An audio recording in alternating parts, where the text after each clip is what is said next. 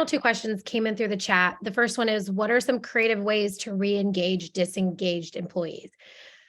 That one depends, I think, on the season that you're in with your team.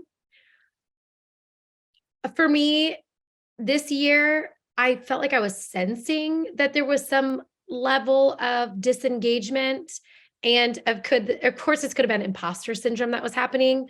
So when I went back to the meditation retreat that someone on my team did, I was like, what can I learn from this? And what I did was I implemented a full 5 days of no team meetings. Now, we still had to go to the meetings with the executives and other meetings that were not owned by our team, but all one-on-ones, all team-owned meetings were completely canceled for 5 days.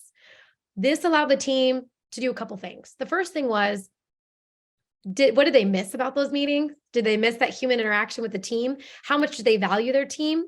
Were they able to take that extra time and hone in on something that they didn't know was meaningful to them? And we learned a lot. At the end, I asked everyone on the team, what did you learn from those 5 days? They all missed people, and they realized how important the engagement was between the team.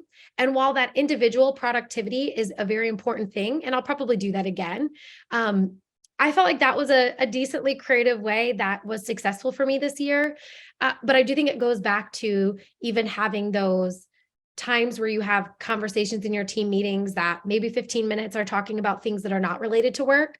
If your team likes sports, if your team likes the outdoors, lately weather's been a topic for our team.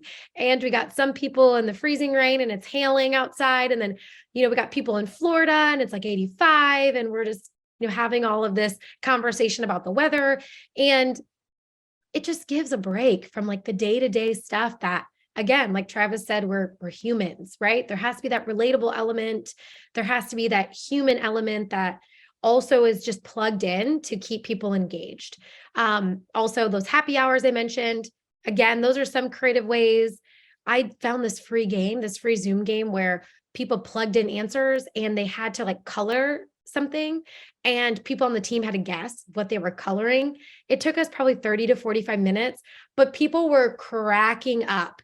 And we were able to just walk away and be like, hey, we just did a fun thing.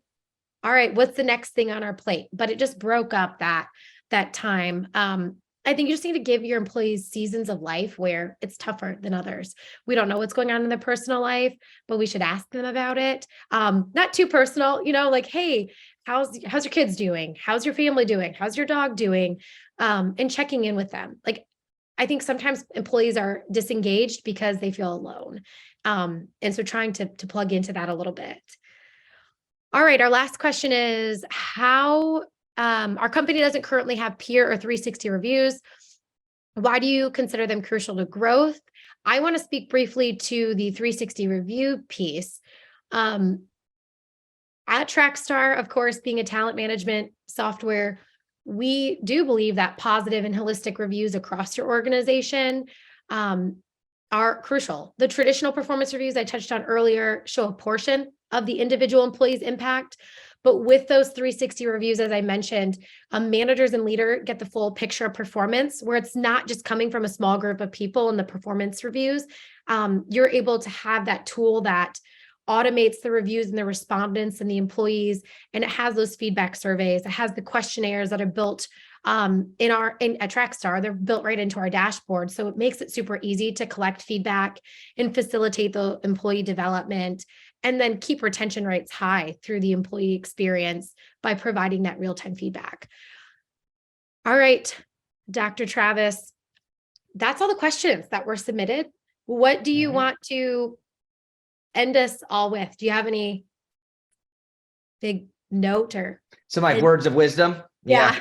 No, it just, as you continue to lead, just remember leadership is hard, but leadership is also a gift. It's something that many people desire, but once you get there, you recognize it's difficult and it's challenging. So there might be seasons you want to give up, seasons you want to quit, seasons where maybe your attitude is not all in, and you're treating people with love and respect and care. But try each and every day to recognize, hey, how can I make a difference in someone else's life?